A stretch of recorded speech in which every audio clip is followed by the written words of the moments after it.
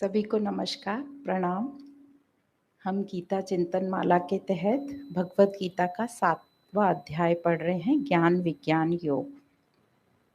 तो अभी तक हमने 24 नंबर श्लोक तक किया था। तो हमने पहले 15 श्लोक में तो प्रकृति के बारे में पढ़ा, परा प्रकृति, अपरा प्रकृति, और हमने समझा कि ये जो दोनों हैं, अपरा और परा, दोनों ही भगवान की प्रकृति हैं, दोनों ही जड़ प्रकृति हैं, ऐसा भगवान कह रहे हैं। और कैसे हमने ये प्रकृति को, अपरा को आत्मा मान लिया, कितनी बड़ी हमसे ये भूल हो गई, ये बताया है। फिर आगे 16 नंबर से 19 नंबर के श्लोक तक 4 भक्तों की बात बताई है, और फिर यह भी बताया है कि मूढ़ लोग मुझे नहीं जानते। क्यों नहीं जानते? माया से उनका ज्ञान कैसे ढका रहता है, ये बताया। और फिर उसके आगे 20 से 25 श्लोक तक देवी देवताओं की बात आई कि कौन लोग देवी देवताओं को भजते हैं और उनको कैसा फल प्राप्त होता है, नाशवान फल प्राप्त होता है, और कैसे कामनाओं से उनका ज्ञान ढका रहता है। अब आगे 25वें श्लोक में बताएंगे कि मूढ़ लोगों के लिए कैसे योग माया से जो भगवान है वो ढके हुए रहते हैं, तो इसलिए वो भगवान को, परमात्मा को ठीक प्रकार से जान नहीं सकते। तो श्लोक नंबर 25 हम पढ़ेंगे। इस प्रकार है, नाहं प्रकाशः सर्वस्य योग माया समावृतः मूढ़ोऽयं नाभिजानाति लोको मां अव्ययम्। यह जो मूढ़ मनुष्य समुदाय मुझे अज और अविनाशी ठीक तरह से नहीं जानता, उन सबके सामने योग माया से अच्छी तरह से ढका हुआ मैं प्रकट नहीं होता। तो यहाँ ये बता रहे हैं कि भगवान कह रहे हैं कि जो मूढ़ लोग हैं उनके लिए मैं योग माया से ढका हुआ हूँ, इसलिए प्रकट नहीं दिखता।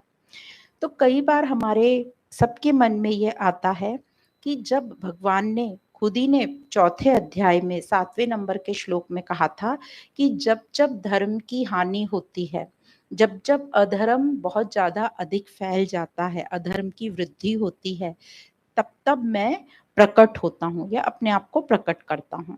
फिर भगवान अभी क्यों नहीं प्रकट हो रहे? इतनी सृष्टि में गलत चीजें हो रही हैं, क्यों नहीं भगवान अवतार ले रहे? इतना अधर्म फैल रहा है, तो ये हम सबके मन में क्वेश्चन आता है। पर साथ में लोग ये भी बोलते हैं कि वासुदेव सर्वम, सब जगह वासुदेव ही वासुदेव है।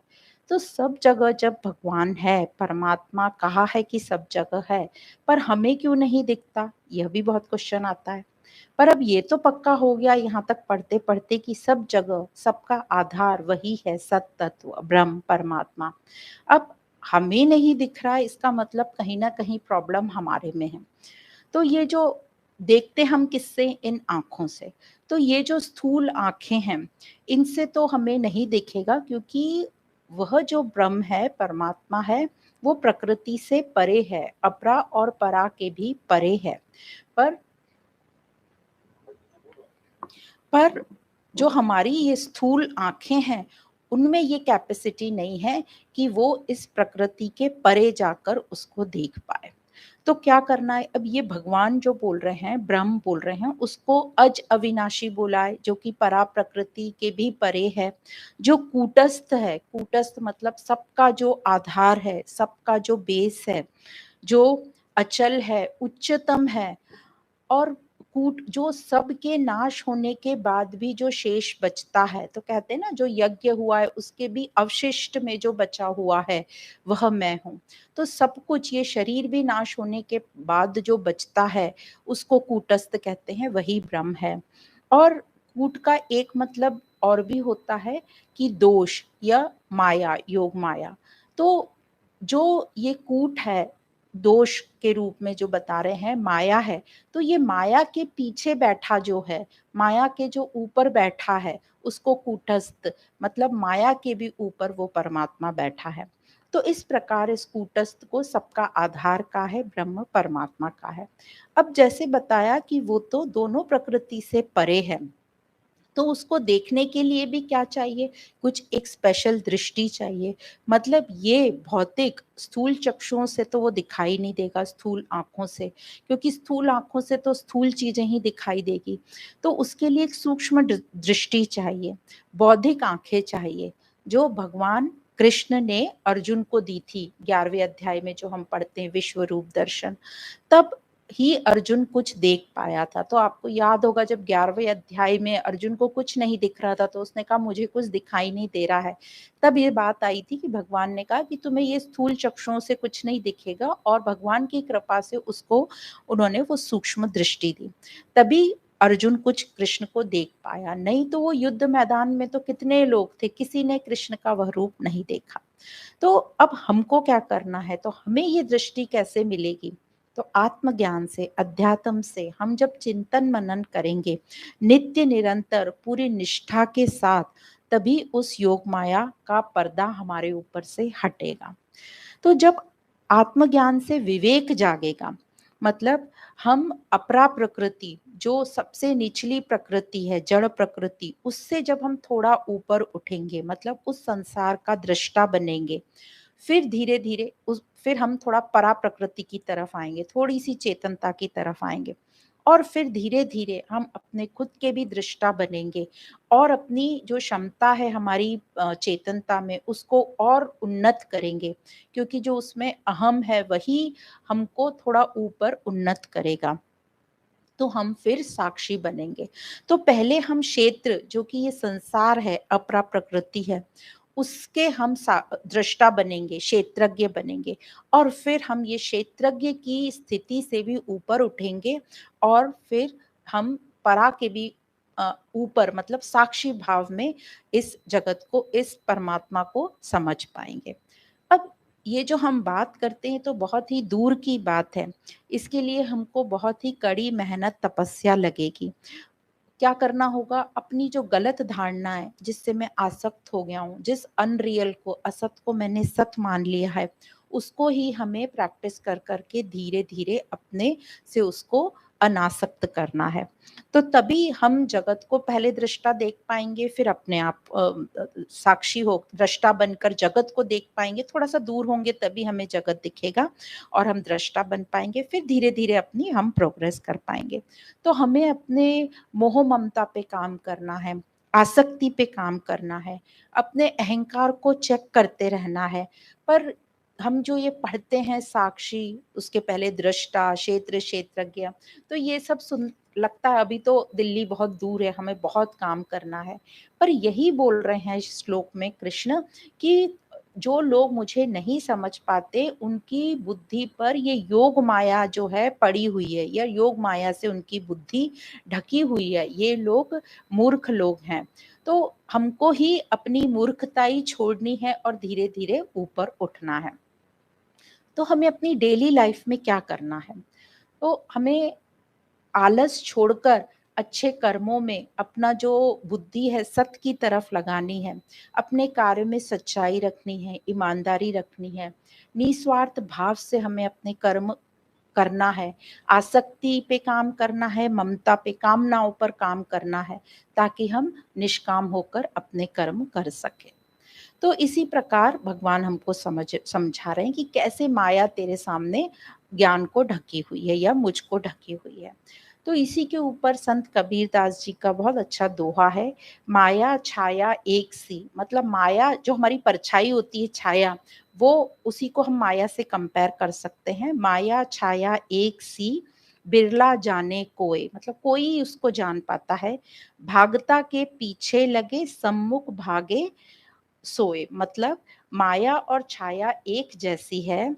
जैसे कि जब हम परमात्मा की तरफ लगे रहते हैं, यदि आप समझो कि हम सूर्य परमात्मा और हम सूर्य की तरफ देख रहे हैं, मतलब हम परमात्मा की तरफ लगे हुए हैं, तब हमारी छाया कहाँ पड़ती है? हमारे पीछे। तो वो बोल रहे हैं ये जो छाया है तुम्हारे पीछे, जब तुम सत काम की तरफ लगे रहते हो तो वो तुम्हें पीछे से पकड़ के खींचने की कोशिश करती है। ये माया का गुण है, ये संसार आपको पीछे से खींचने की कोशिश करेगा। पर जैसे ही आप संसार की तरफ पीछे मुड़ जाओगे, वो सूर्य के मतलब सत्य के ऑपोजिट चलने लगोगे, तो छाया कहाँ रहती है? हमारे सामने। तो हम उस छाया को पकड़ने की कोशिश करेंगे तो छाया आगे भागती रहती है।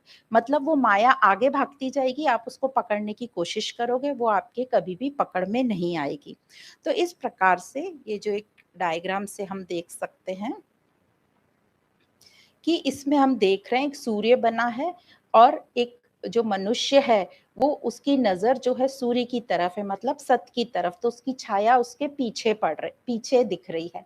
तो छाया हमारे पीछे पड़ी है हमको, पर यदि हमारी दृष्टि और दृढ़ निश्चय है तो हम उस माया के पकड़ में नहीं आएंगे। पर इसी को यदि हम और देखें दूसरे डायग्राम में, यदि हमने संसार की तरफ मुंह कर लिया, जब हम संसार की तरफ मुंह कर लेते हैं तो ये जो छाया ये हमारे सामने दिखती है और हम इसके पीछे पीछे दौड़ते हैं पकड़ने के लिए, ये हमसे आगे आगे चलती है और ये हमारे कभी भी पकड़ में नहीं आती और हम दुखी रहते हैं। तो इस प्रकार से ये जो चित्र के माध्यम से ये दोहा बहुत अच्छे से समझ में आता है कि जब हम संसार की तरफ रहते हैं तो माया कैसे आगे आगे भागती है और हम कितने दुखी रहते हैं, अपूर्ण रहते हैं, हमें तृप्ति नहीं मिलती। इसी प्रकार से जैसे ये माया छाया का उदाहरण है, संतों की वाणी से अच्छे से समझ में आता है, उसी प्रकार संत महात्मा कहते हैं कि ये जो ब्रह्म है ये एक ही है, पर ये तीन गुणों के कारण, मतलब संसार जो त्रिगुणात्मक संसार है, ये संसार के कारण ये जो ब्रह्म है हमें विविध प्रकार से दिखाई देता है, मतलब उसमें विविधताएं दिखाई। तो वो प्रिज्म का एग्जाम्पल बताते हैं, वो त्रिकोण होता है प्रिज्म, उसमें से लाइट डालते हैं तो 7 कलर निकलते हैं। तो ये लाइट एक ही कलर की है, पर ये त्रिगुण जो है उसमें से पास हो रही है तो वो विविधताएं दिखती हैं। तो एक ही आधार है सबका, वो सत परमात्मा, पर संसार में त्रिगुणात्मक माया के कारण हमें विविधता दिखाई देती है। तो ये जो विविधता है ये क्या है? अध्यारोपितता, सुपर इम्पोजिशन। ये तमोगुण के कारण, अज्ञानता के कारण हमें ये ब्रह्म दिखाई नहीं दे रहा, अंधकार के कारण। और ये दिखाई नहीं दे रहा वहां तक तो ठीक है, पर रजोगुण के कारण हमें कुछ और दिखाई दे रहा है उसकी जगह। तो वो हमें पूरा संसार दिखाई दे रहा है विविध विविध रूपों में। जैसे अंधेरे में रस्सी नहीं दिखाई दे रही, वो ठीक है, पर उसकी जगह हमें वो सांप दिखाई दे रहा है। तो हमको बार बार अपने आप से ये निश्चय करना है कि ये सब नाशवान है, ये संसार नाशवान है, मुझे आगे बढ़ना है, अपने आप को ऊंचा उठाना है।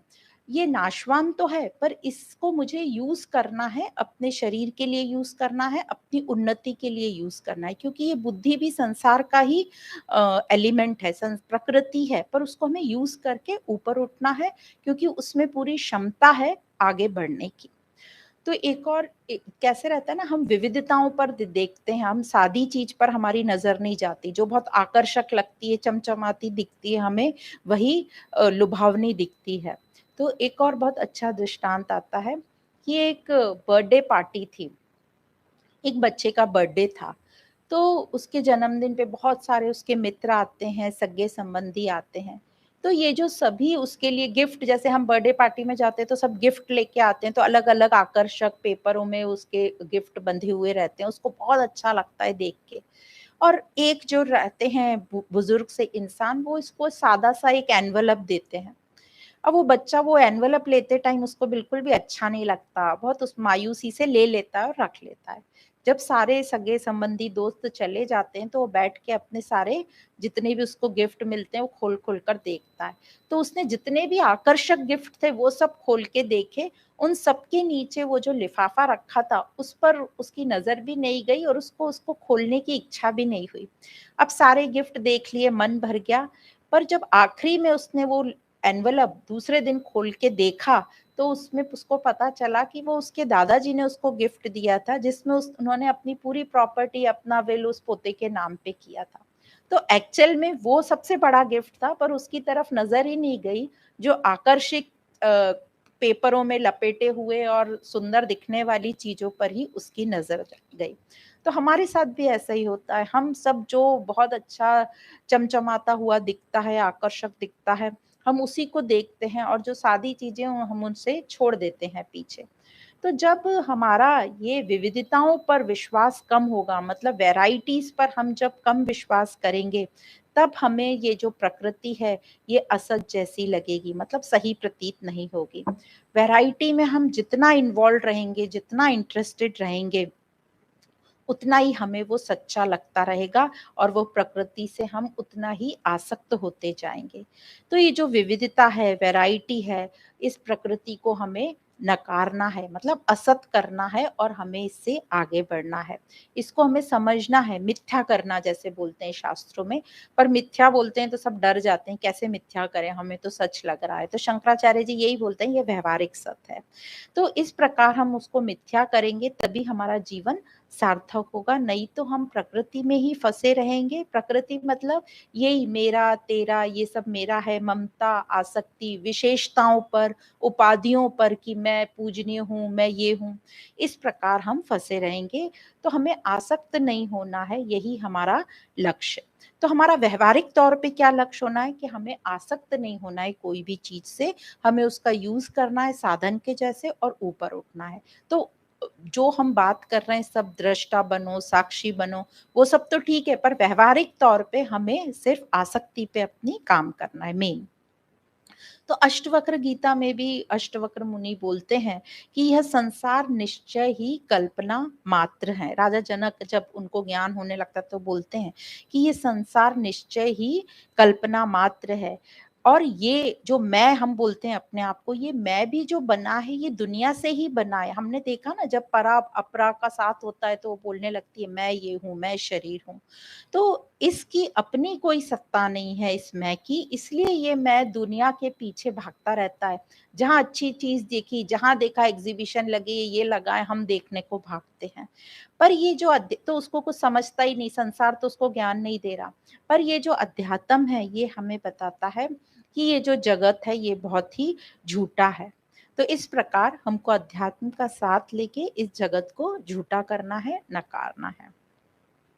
अब आगे के श्लोक में भगवान बताते हैं कि कैसे भगवान काल के भी परे हैं, कालातीत हैं। तो श्लोक नंबर 26,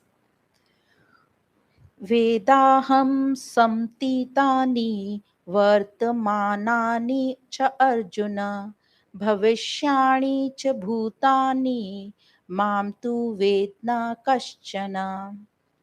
तो भगवान कहते हैं, हे अर्जुन, जो प्राणी भूतकाल में हो चुके हैं तथा जो वर्तमान में भी हैं और जो भविष्य में भी होंगे, उन सब प्राणियों को तो मैं जानता हूं, परंतु परंतु मुझे कोई भी नहीं जानता।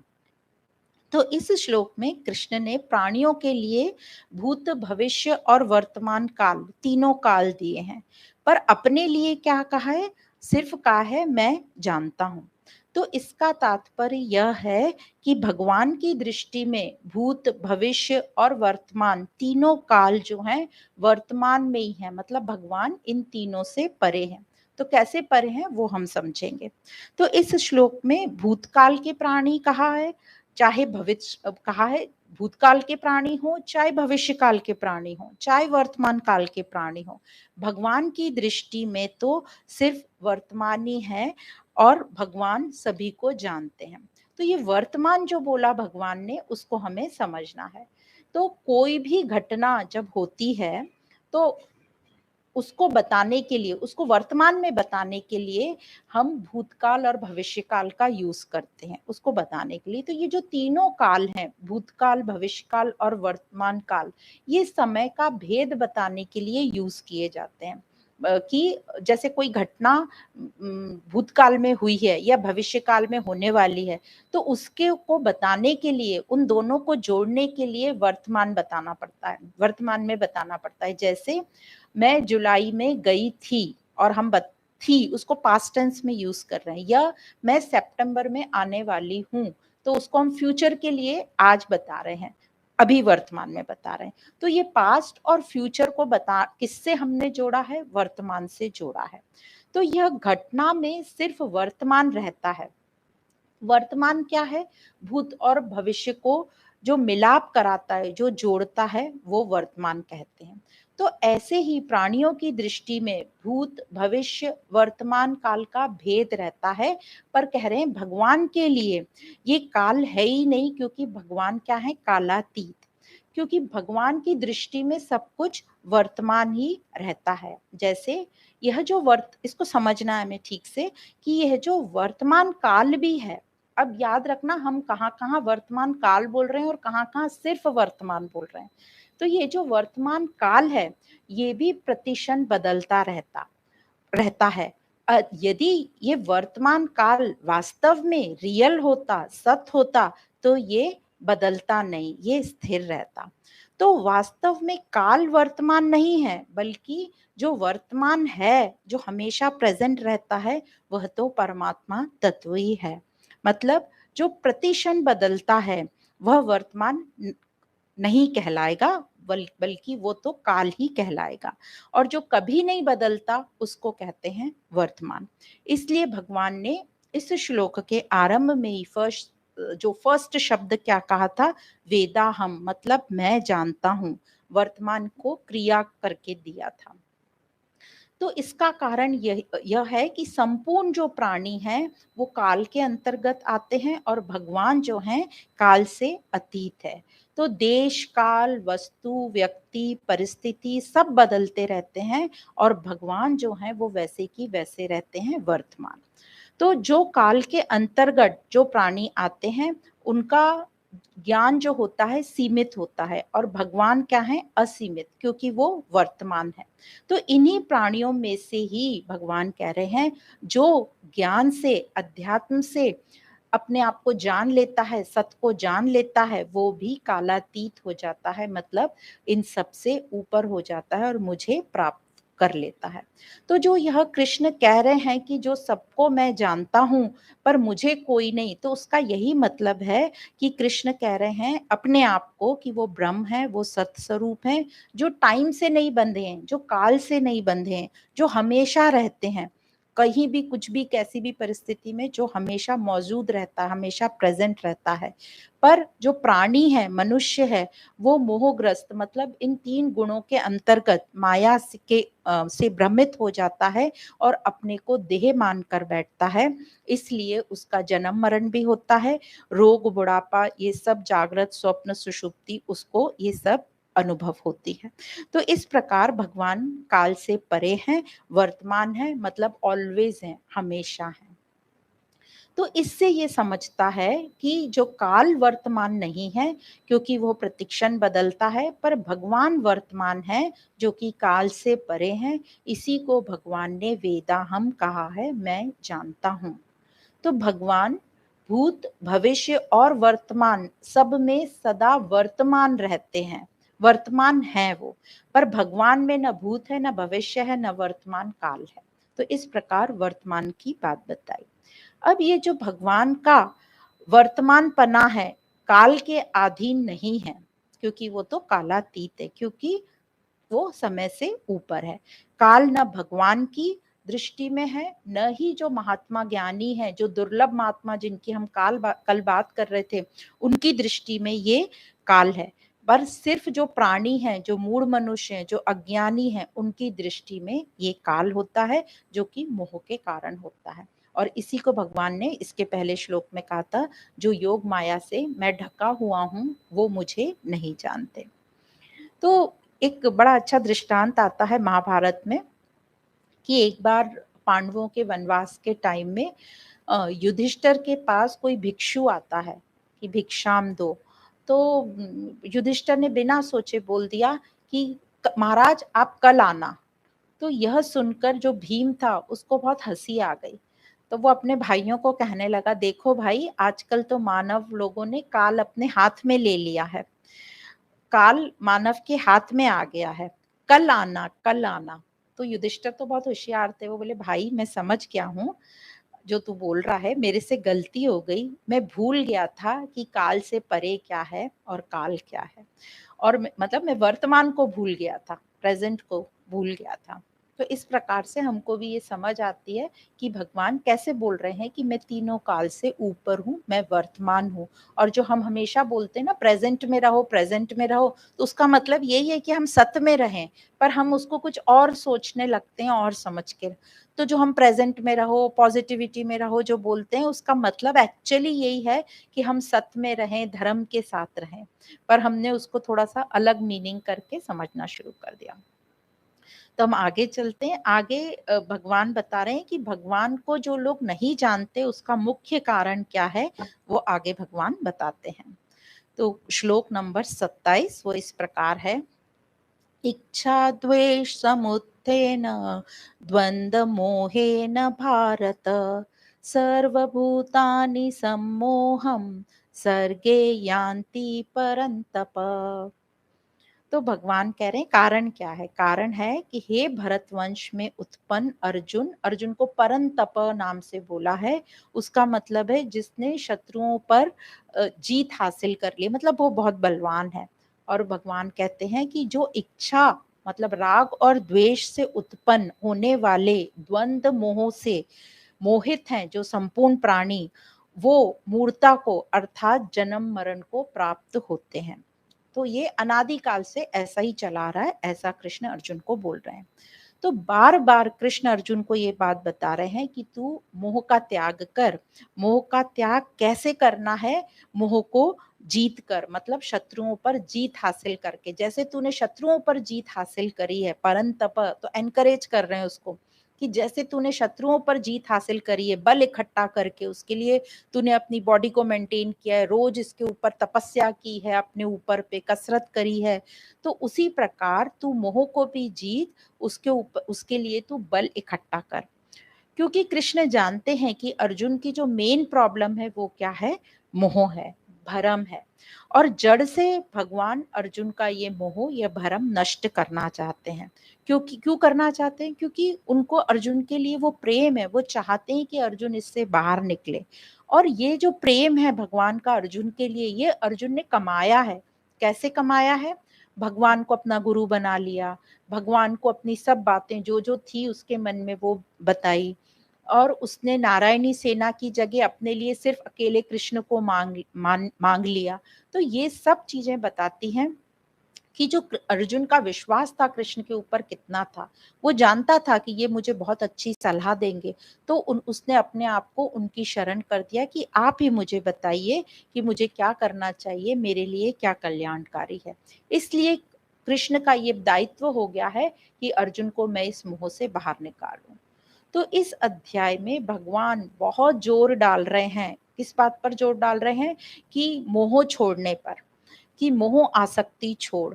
और यह बता भी दिया है हमको इस अध्याय में कि ये जो प्रकृति है, अष्टधा प्रकृति, अपरा प्रकृति, परा प्रकृति, ये सब प्रकृति है, जड़ है। तो ये अध्याय बहुत बहुत इंपॉर्टेंट अध्याय। यहाँ हमें पता चल जाता है कि क्या मिथ्या है, क्या माया है, और हम कैसे फंसे हैं। जो जड़ था, जो असत था, उसी को हम रियल बात मान के बैठे थे, वही हम सबसे बड़ा पाप कर रहे थे। तो जो भी हमें यहाँ तक समझ में आता है, जिसमें भी हम उलझे हुए हैं, जो भी हमारी ये आंखें देख पाती हैं, सब कुछ जो भी आपको दिख रहा है, समझ रहा है, जो भी हमने जीवन में अपना मान लिया, ये सब की सब प्रकृति है, जड़ है। तो इसको हमें ठीक प्रकार से यूज करना है, इसको साधन बनाना है, क्योंकि अब शरीर मिला है, हम इस जीवन में आए, जीवन मिला है, तो इस जीवन को सार्थक कैसे बनाना है, इस प्रकृति का हमें ठीक प्रकार से यूज करना है, और हमें इस प्रकृति से ऊंचा उठना है, निर्मम होकर, निस्वार्थ होकर। तो पहले क्या करेंगे? पहले तो हम ये अपरा, जो पूरा हमें संसार जड़ दिख रहा है, इससे थोड़ा ऊपर उठेंगे। जब थोड़ा ऊपर उठेंगे तभी हमें ये अपरा संसार समझेगा। फिर हम थोड़ी परास्थिति में आ जाएंगे, थोड़े से चैतन्य में, थोड़ी सी हमारी उन्नति हो जाएगी। फिर अब हम परा से भी कोशिश करेंगे कि हम जो परा में आए हैं, जहां हमें थोड़ी थोड़ी विरक्ति आना शुरू हुई, हम दृष्टा बने, अब इसको हम विरक्ति को वैराग में कैसे चेंज करें और हम उन्नत कैसे हों। तो यही है अपने को उन्नत करना, अपने अंतःकरण की शुद्धि, अपने मन बुद्धि का विकास, इसी को कहते हैं इवोल्यूशन। अपने आप को इवॉल्व करो। तो जो हमें मिला है ये मनुष्य शरीर, जो हमें बुद्धि मिली है, विवेक मिला है, इसी का हमें विकास करना है, हमें बोधवान बनना है, ताकि हम दृष्टा बन पाए इस संसार का। हम अपरा प्रकृति को नकार सकें, फिर परा में स्थित होकर परा को भी धीरे धीरे हम नकार कर, या अपने जो हमारा अहंकार होता है, अहम वृत्ति, वह उसी में ये क्षमता होती है हमें ऊपर खींचने की, ये ईगो होता है, यही इवॉल्व होगा, और तब हम कह पाएंगे कि मैं यह नहीं हूँ, मैं नहीं हूँ। तो अपरा सिर्फ जो प्रकृति हमें मिली है, वो जीवन को चलाने के लिए मिली है, जो शरीर है उसका निर्वाह करने के लिए मिली है, हमारे बुद्धि का विकास करने के लिए मिली है। तो हमें अच्छे से समझना है कि ये जो प्रकृति है, जो अपरा प्रकृति है, ये हमारे अहंकार को बार बार चोट मार रही है, मारती रहती है। हर दिन हम देखते हैं हमारे अहंकार को चोट पड़ती है, फिर भी हम क्या करते हैं, हमारा अहंकार बार बार खड़ा हो जाता है, क्योंकि ये अहंकार जो है ना, मरना ही नहीं चाहता है, ये बिल्कुल नहीं चाहता, इसको बहुत खराब लगता है कि कोई इसे मारने मिटाने की कोशिश करे। तो ये अहंकार बार बार उठ खड़ा हो जाता है, और अपने आप को हम वो डिफेंस मैकेनिज्म यूज करते हैं कि इसलिए ऐसा किया होगा, और फिर वो अहंकार खड़ा हो जाता है। तो हमको ही अपने आप को अब बोलना पड़ेगा कि ये सब प्रकृति है, और ये सब एकदम नीचे की क्वालिटी की चीजें हैं, ये नीचे की कैटेगरी की श्रेणी के हैं, ये मैं नहीं हूँ। मुझे ये सब जो बुरा लग रहा है और ये सब अच्छा लग रहा है, इन सब से मुझे ऊपर उठना है, मुझे श्रेष्ठ जीवन चाहिए। राग द्वेष जेलेसी जो भी मुझे हो रहा है, ये सब जो है मेरे शरीर के अंदर रसायन या केमिकल, लोचा बोलते हैं, केमिकल्स काम कर रहे हैं, हार्मोन्स काम कर रहे हैं, इनसे मेरा लेना देना नहीं है, मैं इन सब से ऊपर हूँ, ये सब मैं नहीं हूँ, बल्कि मैं इन सब को देखने वाला हूँ, इन सब का मैं दृष्टा हूँ। तो इस प्रकार जब डेली हम अपने आप में इंट्रोस्पेक्शन करेंगे या अपना अवलोकन करेंगे, तब यदि हम डायरी लेके बैठे और ये सब रोज लिखना शुरू करें, और ये जो भी हमारे अंदर बातें आती हैं कि ये मैं बहुत दुखी हो रहा हूँ, मेरा सम्मान नहीं हुआ, मुझे यहाँ पर विशेष करके नहीं माना गया, मुझ मेरे साथ कुछ भी अच्छा नहीं हो रहा है, मेरा ये जो नाम है ये लिया नहीं गया 4 लोगों के सामने, या ये मैं 6 फुट का शरीर हूँ, मैं इस रंग का हूँ, इस रूप का हूँ, इस शहर का हूँ। जब ये बार-बार हम लिखते रहेंगे अपने बारे में, और भी जो भी चीज़ें आपको याद आती हैं, तब ये लिख-लिख कर विचार आता है कि ये सब बातें लिख-लिख के मुझे अच्छा नहीं लगता, हमको लगता है, चिढ़ होने लगती है, नफ़रत होती है, अपने आप से हम ऊबने लगते हैं कि ये मैं हूँ, ये मैं हार्ड मास के लिए इतनी मशक्कत कर रहा हूँ, मुझे इससे ऊपर उठना है। तो जब ये जिज्ञासा, ये ऊँचा विचार हमारे अंदर आएगा कि मुझे तो कोई ये सब छोड़कर कुछ ग्रेसफुल, कुछ रॉयल चीज़ मुझे चाहिए, तो वही दिन शुभ दिन और शुभ विचार होगा।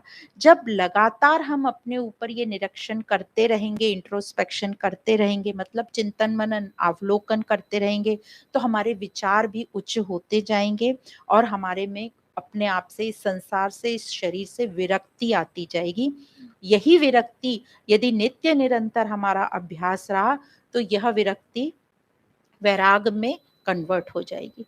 तो इस तरीके से हमारी प्रकृति धीरे धीरे हम उसको नकार पाएंगे, और समझ पाएंगे कि जो भी कुछ हो रहा है ये प्रकृति में हो रहा है, इससे मेरा लेना देना नहीं है। तो अपने को हमें ऊंचा उठाना है, और फिर हमारी किसी से भी कोई भी शिकायत नहीं रहेगी, और हम स्वयं प्रकाशित होंगे, मतलब हम आनंद में रहेंगे। आनंद में रहेंगे मतलब फिर हम ये सुख दुख, बार बार ऊपर नीचे द्वंद, ये होना बंद होगा। तो यही भगवान कह रहे हैं कि राग द्वेष से, द्वंद से जो उत्पन्न हो जाता है, क्या उत्पन्न हो जाता है, कामना, इच्छा, इससे क्या होता है, राग और द्वेष। और राग द्वेष क्या मतलब, जब हमारी अनुकूल, अपनी फेवरेबल परिस्थिति होती है और उस हिसाब से काम हो जाता है, तो हमें सुख मिलता है, तो सुख के साथ हमारा राग, अटैचमेंट हो जाता है। पर जब हमारे मन का नहीं होता, अनफेवरेबल चीज होती है, तो हमें द्वेष होता है, ईर्ष्या होती है, दुख मिलता है। तो इस प्रकार से इसको राग और द्वेष कहा है। तो हम मनुष्यों ने क्या किया, परिस्थितियों को ही अपने सुख दुख का कारण मान लिया। तो कभी हमको कोई वस्तु अच्छी लगती है, और वही वस्तु कभी दूसरी टाइम हमें अच्छी नहीं लगती। तो इससे हमारा जो संसार है, ये के साथ संसार से हमारा संबंध बहुत गहरा और दृढ़ होता जा रहा है, ये राग द्वेष जो इच्छा और कामना के कारण हो रहा है। तो ये जो राग द्वेष जो है से मोह और द्वंद हो जाता है। कैसे पैदा होता है? यही जो अभी बताया, सुख दुख लाभ हानि, ये जो भी ऑपोजिट्स बताते हैं, ये सब द्वंद है। तो इसलिए भगवान ने दूसरे अध्याय में ही हमको बता दिया था कि निर्द्वंद होने की बात बार बार वहां पर आई थी कि तू द्वंद्वों से रहित होकर युद्ध कर, कि मुझे इससे लाभ होगा कि हानि होगी। तो बार बार अर्जुन वैसी बातें कर रहा था, तो भगवान कह रहे थे तू द्वंद्वों से मुक्त हो जा और निष्काम होकर काम कर, तू भ्रमित मत रह, तू मोहित मत है। अब संघर्ष तो हमको करना ही पड़ेगा जब इस तरीके का हम आगे रास्ते पे चलते हैं। तो अर्जुन को भी युद्ध करने के लिए संघर्ष तो गहरा करना पड़ रहा है और उस संघर्ष को सहन भी करना पड़ता है। तो वही भगवान ने सेकंड अध्याय में बहुत डिटेल में बता दिया है कि द्वंद्वों से रहित होना है तो सहन भी हमें करना है, पर हमें अपना रास्ता नहीं छोड़ना है, दृढ़ विश्वास के साथ उसमें लगे रहना है, सद्भावना के साथ। तो भगवान ने द्वंद्वों को जो है मनुष्य का खास शत्रु बताया है, जो थर्ड अध्याय में भी 34 नंबर के श्लोक में भी ये बताया गया था।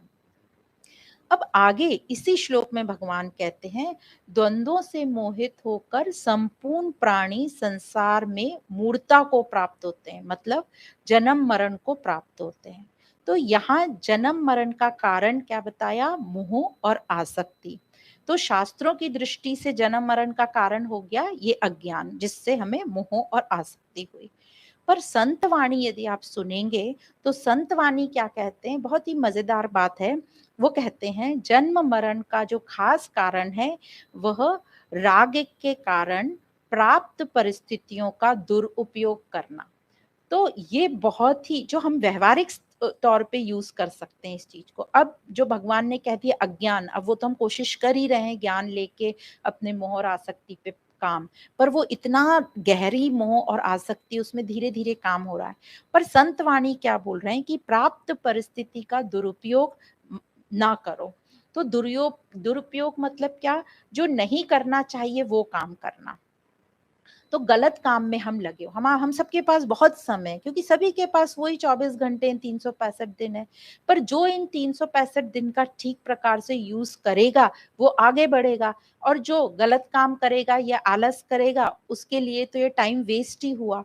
तो वह यही बोल रहे हैं, प्राप्त परिस्थिति का दुरुपयोग मत करो। जो प्राप्त परिस्थिति का दुरुपयोग करता है उसके लिए ये जन्म मरण, उसका कारण ये हो जाता है। तो क्या है दुरुपयोग करते हैं, हम फालतू टाइम वेस्ट करते हैं, इधर उधर लोगों से मिलते हैं। यदि अच्छी बात करने के लिए मिल रहे हैं, सत्संग करने के लिए, थोड़ा बहुत व्यवहार के लिए तो ठीक है। हम टू मच व्यवहार में घुस जाते हैं, टू मच इधर उधर की संसार की बातें करते हैं, जिसको बोलने की जरूरत ही नहीं है वो शब्दों को हम बोलते हैं। और इस प्रकार हम टाइम वेस्ट करते हैं, अपनी एनर्जी वेस्ट करते हैं। वही टाइम हम सत्य के लिए लगा देंगे तो हमारे समय का सदुपयोग होगा। तो भगवान संत लोग यही कहते हैं कि समय का सदुपयोग करो। तो हम बहुत सारी ऐसी चीजें, अब मीडिया इतना आ गया है, जो नहीं देखने लायक चीजें वो भी देखने बैठ जाते हैं, पता ही नहीं चलता टाइम कहाँ गया। तो इस प्रकार भगवान कहते हैं कि मूर्खता के चलते प्राप्त परिस्थितियों का सदुपयोग यदि जिसने नहीं किया तो जन्म मरण या सुख दुख के द्वंद में वो चलता रहेगा। और फिर 84 लाख योनियां, जो जितनी भी योनियां हैं, मतलब जो भी कुत्ते, सांप, गिलहरी, मछली, इन सब पशुओं की तरह उनके भाव को व्यक्त करता रहेगा। तो यही है, क्या बोला कि 84 लाख, मतलब जितने भी जीव जंतु आप सोच सकते हो, उन सब के जो भाव हैं वो हम व्यक्त करते हैं अपने इस जन्म में अलग अलग टाइम पे। कभी कुत्ते जैसे बिहेव करेंगे, कभी सांप। सांप को क्या है, जैसे बोलते हैं ना, कुंडली मार के बैठ जाना, जिसको धन संपत्ति से बहुत आसक्ति है तो उसको बोलते हैं सांप की तरह। तो इस प्रकार, तो ये कोई हमें योनियों की आगे का मत सोचो कि हमें ये जीवन ऐसा मिलेगा। हम इसी आज की ये मनुष्य योनि में ही, आज के ही वक्त में ये सब स्वभाव हम एक ही साथ व्यक्त करने लगते हैं एक ही जीवन में। तो यही हो गया 84 लाख योनियों में भ्रमण करना। तो अब हम जो प्राप्त परिस्थितियां हैं उसका सदुपयोग कैसे करें वो संत लोग बताते हैं। महात्मा जन कहते हैं कि जो बस दुरुपयोग मत करो। तुमने दुरुपयोग भी करना बंद कर दिया, तो उसका निर्णय भी कर लिया, तो वह भी सदुपयोग हो गया। अब सत का रास्ता चुनो, उस पर चल पड़ो, तो उससे क्या होगा, कई बार हम सोचेंगे हमें सत का रास्ता चुनना है, हमें ऊंचा चलना है, ऊंचा उठना है, तो हो सकता है हमारे अंदर अहंकार आगे आ जाए कि हम सब कर रहे हैं ये। तो संत लोग कहते हैं तुम ये मत सोचो कि मुझे अच्छा काम करना है, तुम ये सोचो कि मुझे दुरुपयोग या गलत काम नहीं करना है, बस इतना सोचो। तो तुम इतना ही सोचोगे तो जो तुम्हारे यहाँ अंदर अहंकार आ रहा है कि मैं कर रहा हूँ, वो उससे भी तुम बच जाओगे, और गलत काम नहीं करोगे तो ऑलरेडी वो सदउपयोग हो ही गया, तुमने नहीं किया, अपने आप हो गया, तो वो अहंकार अपने अंदर रहेगा ही नहीं। तो तुम्हारे अंदर कर्तत्व और भोक्तत्व दोनों जो है उसका त्याग हो जाएगा और तुम्हारी मुक्ति हो जाएगी। तो ये बहुत ही सुंदर बात संत वाणियों में सुनने को मिलती है। पर यूजुअली ऐसा होता है कि मनुष्य, मतलब साधक, उसका ऐसा सोचना होता है कि ये सब हम लोग भी ऐसे ही सोचते हैं जो आगे बता रहे हैं। हमारी सोच इतनी पक्की है कि साधना का मतलब क्या है, साधना का या मेडिटेशन का या ध्यान का मतलब क्या है, रोज दिन में 1 घंटे का कुछ वक्त सिर्फ हम साधना कर लें या ध्यान में बैठ जाएं, सिर्फ 1 घंटा, और बाकी का वक्त जो है हमारा व्यवहार और व्यापार के लिए। अब इससे क्या होता है, इस सोच से हम 1 घंटा तो बैठ जाते हैं शांति से, पर जो 23 घंटे होते हैं जो हमारे व्यवहार के और व्यापार के होते हैं, उसमें हम कोई भी ये साधना जो हम करे हैं 1 घंटा, उसका यूज नहीं करते हैं। हमको क्या लगता है वो हमारा काम हो गया, हमने भगवान को कह दिया, अब भगवान उसको यूज करेगा हमारे व्यवहार और व्यापार में, इसलिए हमारी उन्नति नहीं होती। तो व्यवहार और व्यापार में वो करते हुए राग द्वेष करते हैं, सब गलत काम करते हैं। दूसरे दिन फिर सुबह 1 घंटा बैठ जाएंगे, भगवान के सामने हाथ जोड़ेंगे, दिया बत्ती करेंगे, और उनका आज का वो हो गया। तो इस तरीके का जो हमारी साधना है ये बिल्कुल भी काम नहीं आएगी और हमारी उन्नति नहीं करेगी। तो ये जो मनुष्य ने क्या किया है, 2 डिपार्टमेंट कर लिए, एक व्यवहार और व्यापार का और एक साधना का, इन दोनों को अलग कर दिया है, इससे हमारी उन्नति नहीं हो रही। तो जब अध्यात्म या ये साधना हमारे व्यवहार और व्यापार में आएगी, तभी हमारी उन्नति होगी। तो वैसे ही सब लोग पूछते हैं ना कि प्रोफेशनल और पर्सनल लाइफ को बैलेंस कैसे करें। तो जहां ये बैलेंस की बात आ गई, इसका मतलब ना तो हमारी प्रोफेशनल लाइफ ठीक है, ना हमारी पर्सनल लाइफ ठीक है। जब हमारी प्रोफेशनल लाइफ भी पर्सनल बन जाए या पर्सनल लाइफ भी हमारी प्रोफेशनल बन जाए, ये ऐसे बोलेंगे तो ज्यादा ठीक रहेगा, मतलब हमारे कार्य में, हमारे प्रोफेशन में हम जो भी कार्य कर रहे हैं उसमें हम पूरा डेडिकेटेड रहें, तन मन धन से, सच्चाई से, अच्छाई से, तो हमारी फिर 2 लाइफ अलग रहेगी नहीं, हमें उसी में इतना मजा आएगा कि हम हर वक्त ताजा तरोताजा और एक्टिव ही रहेंगे, हम कभी भी इरिटेटेड फील नहीं करेंगे। तो महात्मा लोग बताते हैं कि मनुष्य चाहे कोई भी कार्य करे, ध्यान करे, भजन करे, तप करे, पर यदि वो व्यापार और व्यवहार में फिर राग द्वेष करे और बेईमानी करे, तो ये तो लक्ष्य उसका पूरा नहीं होगा। तो उसका ये जो लक्ष्य सधा हुआ नहीं है, इसका ये मतलब है। तो ये कह रहे हैं कि सिर्फ जो ध्यान का क्या मतलब है, ध्यान का मतलब है कि हमें हमेशा याद रहे कि मैं किसके लिए कर रहा हूँ, और जो मैं कर रहा हूँ वो किस भाव से कर रहा हूँ, मतलब स्वार्थ से कर रहा हूँ कि निस्वार्थ से कर रहा हूँ, किसके लिए कर रहा हूँ, अपनी उन्नति के लिए, वो सत पाने के लिए, वो परमात्मा के लिए।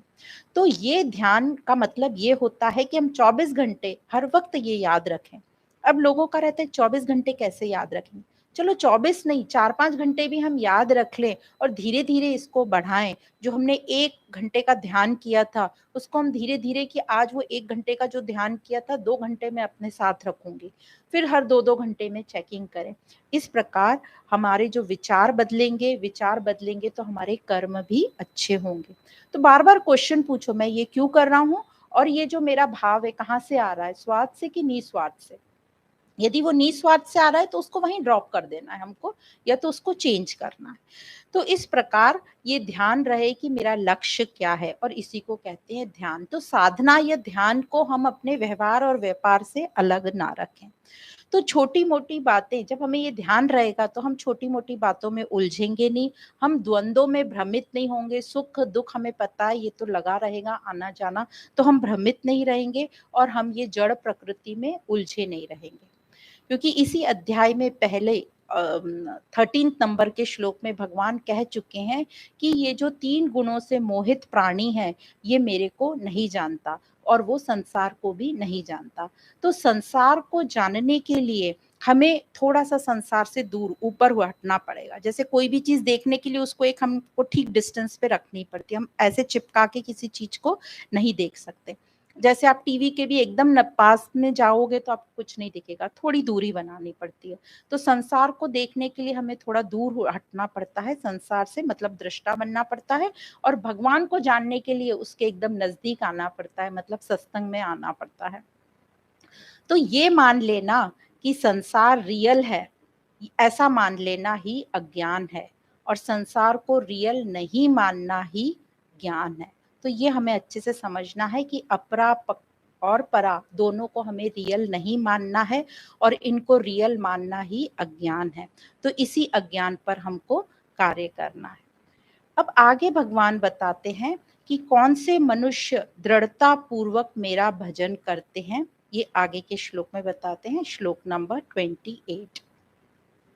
येषां त्वन्तगतं पापं जनानं पुण्यकर्मणां ते द्वन्द्वमोहनिर्मुक्ता भजन्ते मां दृढ़व्रताः। तो भगवान कह रहे हैं जिन पुण्य कर्म मनुष्यों से पाप नष्ट हो गए हैं, वे द्वंद्व मोह से रहित हुए मनुष्य दृढ़ व्रती होकर मेरा भजन करते हैं। मतलब जिनके पाप छूट गए हैं, कैसे छूट गए हैं? पुण्य कर्मों से। तो भगवान बार बार यही हमको इसके पहले भी बताया कि जिनके पाप नष्ट हो गए, कैसे? पुण्य कर्मों से। तो ये पुण्य कर्म क्या है? तो हमारे लिए ये समझना अभी बहुत आवश्यक है कि पुण्य कर्म क्या है। तो पुण्य कर्म कब होंगे? जब हम अपने आप को समझेंगे कि मैं अज्ञानी हूँ, मैं अंधेरे में हूँ, मुझे इस जड़ दुनिया में, इस दलदल में इस प्रकार नहीं रहना है, मुझे सुधरना है, मुझे ज्ञान लेना है, मुझे सीखना है, मुझे ऊंचा उठना है, इस जीवन को मुझे सार्थक बनाना है, मुझे क्रोध, लालच, ईर्ष्या से ऊपर उठना है। इन सब के साथ मुझे ये जीवन निर्वाह नहीं करना। तो इस प्रकार जब हमारा ये दृढ़ निश्चय हो जाएगा कि मुझे इन शरीर से सिर्फ भोग नहीं करना है, इसको साधन बनाकर इससे ऊपर उठना है। तो जब ऐसे विचार आएंगे और हम उस पर चल पड़ेंगे, तो यही हो गए पुण्य कर्मों की शुरुआत। तो जो ऐसा निश्चय जब हमारा हो जाता है, तो हमारे में शुद्धता आती है, पवित्रता आती है, और हमारे विचार जैसे ही शुद्ध हुए तो कर्म भी शुद्ध हो जाते हैं। अब ऐसी पवित्रता भगवान या महात्मा लोग कहते हैं कि यज्ञ, दान, तप आदि में नहीं आती, क्योंकि वो हम जबरदस्ती करते हैं क्योंकि कोई बोल रहा है। पर ये जो है हमारा खुद का निश्चय है कि मुझे ऐसे नहीं जीना, मुझे अपने जीवन को सार्थक बनाना है। तो ऐसे पुण्य कर्मों से पाप कट जाते हैं।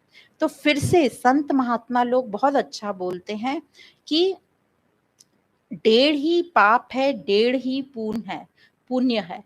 तो जो पुण्य के रास्ते चल पड़ते हैं उनके पाप अपने आप अंत हो जाते हैं।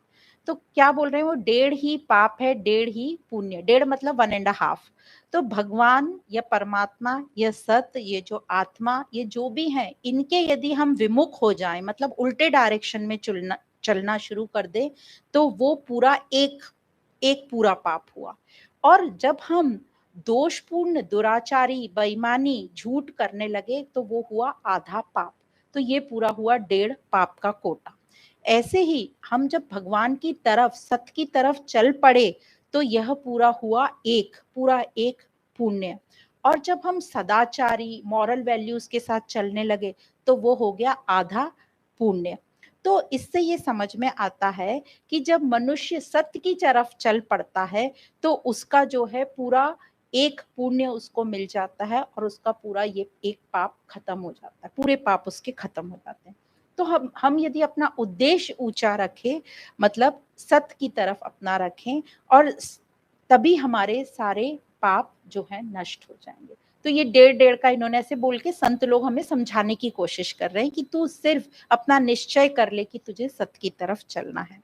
तो पुण्य मतलब सत्य की और कर्मों से यदि जब लोग लग जाते हैं तो उनके द्वंद जो हैं, भरम जो हैं, वो खत्म हो जाते हैं, समाप्त हो जाते हैं। पर उसके लिए दृढ़ निश्चय रखना है, अपने लक्ष्य की ओर बढ़ते रहना है, क्योंकि पूरी पूरी गुंजाइश है, पूरा पूरा चांस है कि हमारा जो दृढ़ निश्चय है वो कभी भी ढीला पड़ सकता है। तो हमारा निश्चय ढीला नहीं पड़े उसके लिए क्या करना है, बार बार हमें सत्वार्ता सुननी है। तो उसी के लिए हमें सत्संग कंटिन्यूस नित्य निरंतर अभ्यास के साथ आना ही पड़ता है। तो इसलिए भगवान कह रहे हैं कि ये पाप और पुण्य, अपना पुण्य का निश्चय कर ले और उस और तू बढ़ता चला जाए। तो आज जो हमने श्लोक पढ़े 25, 26, 27 और 28, तो 25 नंबर में भगवान ने यही बताया कि मूल लोगों के लिए मैं योग माया से ढका हुआ हूँ। और 26 नंबर के श्लोक में बताया मैं सब जानता हूँ, मतलब वर्तमान जो तीनों कालों से मैं ऊपर हूँ, परे हूँ, कालातीत हूँ, मैं हमेशा ऑलवेज प्रेजेंट हूँ, वर्तमान हूँ। 27 नंबर के श्लोक में बताया द्वंद और मोह में जो पड़े हैं वो जन्म मरण को प्राप्त होते हैं। तो यही बता रहे हैं कि वो अज्ञान के कारण या जो समय का दुरुपयोग करते हैं या प्राप्त परिस्थिति का दुरुपयोग करते हैं। तो बस दुरुपयोग हमें नहीं करना है। तो ज्ञान विज्ञान से हम अपना जो अज्ञान दूर करेंगे और जो समय का हम सदुपयोग करेंगे। और 28 नंबर के श्लोक में बताया कि जो पाप अपने नष्ट कर लेता है, कैसे, पुण्यों से, तो उनके द्वंद जो हैं वो खत्म हो जाते हैं। और इसको दृढ़ करने के लिए हमें हमेशा सत्संग का नित्य निरंतर ये अभ्यास जारी रहना चाहिए, तभी हम सत्य की ओर बढ़ जाते हैं। तो जो हमारा आज का क्या संदेश है कि हम सबको क्या करना है, हम सबको अपनी रक्षा करनी है, हमको सत्य की ओर बढ़ना है। अब सत्य की रक्षा करनी है, साथ साथ हमें पूरी सृष्टि की रक्षा करनी है, प्राणियों की रक्षा करनी है, पर्यावरण की रक्षा करनी है। अब जो आज का त्योहार है, भाई बहन के मिलन का त्योहार, रक्षाबंधन जिसको बोले, उसमें भी रक्षा शब्द आता है। तो जो रक्षा है वो मूल शब्द है। त्योहार तो बन गया एक, अच्छा मिठाई होती है, गिफ्ट का लेन देन होता है, लोग अच्छे कपड़े बनाते हैं, त्योहार सेलिब्रेट करते हैं। वो तो है कि किसी जमाने में जो है स्त्रियों को कमजोर समझा जाता था, इसलिए वो एक प्रथा बना दी कि भाई उनकी रक्षा करेगा। पर असली बात तो रक्षा है इसमें। अब आज के युग में तो भाई बहन सभी सक्षम है, कई जगह तो बहनें ही भाइयों की रक्षा कर रही हैं। तो ये जो त्योहार है रक्षा का, इससे हमें यही समझ में आता है कि हम सबको, भाई बहन सबको हाथ पकड़ के ये प्रतिज्ञा ले लेनी चाहिए कि हमको सच्चाई की रक्षा करनी है, हमें प्राणियों की, पर्यावरण की रक्षा करनी है। यदि हमने रक्षा नहीं करी तो क्या होगा, ये लालच सब कुछ बर्बाद कर देगा। लालच मतलब कौन लालच कर रहा है, ये मन ही हमारा लालची है। और ये मन को यदि हमने कंट्रोल नहीं किया तो ये सब बर्बाद कर देगा। तो कबीर साहब का बहुत अच्छा दोहा है, कबीर यह मन लालची समझे नहीं गंवार, भजन करने को आलसी सोने को तैयार। तो यदि इस मन को हमने सही जगह नहीं लगाया तो ये आलसी बना रहेगा, ये कोई भजन सतवार्ता सुनने को तैयार ही नहीं होता है, हमेशा सोने को मतलब आलस में ही पड़ा रहता है। तो इस मन को हमें ठीक जगह लगाना है, नहीं तो ये आलस में पड़ा रहेगा। तो हमें इस अध्यात्म से इतना बल अपने आप में इकट्ठा करना है कि हम सब में इतना बल हो जाए कि हम अपने सत्य को, अपने धर्म को, इसकी हम सब मिलकर रक्षा कर पाए। तो ऐसे ये जो आलस बताया, ये मन जो है हमारा, ये आलस ने भी मन पर आक्रमण कर रखा है। जब भी ये मन सत्वार्ता सुनने जाता है तो आलस, नींद ऑटोमेटिक ही आ जाती है, हम कितनी भी कोशिश करें। कई बार तो ये नींद इसलिए आ जाती है कि हम लोग सोचते हैं जल्दी जल्दी सब काम करके वार्ता सुनने चले जाएँ, सत्संग सुनने। तो हम इतने थके होते हैं कि वहाँ आके जब हम बैठते हैं तो हमारी वो थकान, शरीर इतना थका होता है तो नींद आ जाती है। तो हम सबको हमेशा यही बोलते हैं कि ये कभी सोच के मत आओ कि सारा काम कर लें, निपटा लें और फिर आराम से जाके बैठ जाएँ। तो वहाँ आराम क्या, वो आप सो ही जाते हो आराम से। तो इसलिए जब सत्संग में आओ तो अच्छे से रेस्ट करके आओ, ताकि हम वहाँ पे जागृत रहें और जो भी बोला जा रहा है थोड़ा बहुत हमारे अंदर चले जाए। इस पर एक बड़ा अच्छा दृष्टांत आता है कि एक बार राम और लक्ष्मण दोनों कहीं घूमने निकलते हैं, तो उनके पीछे एक स्त्री पड़ जाती है कि राम के पीछे कि आप मुझसे विवाह कर लो। तो राम उनका नाम है निद्रा देवी। तो वो राम उनको बोलते हैं कि नहीं नहीं, मैं तो विवाहित हूँ, मैं तुमसे विवाह नहीं कर सकता, पर ये मेरा भाई है, उसकी मजाक करने के लिए तुम इससे मिलो जाके।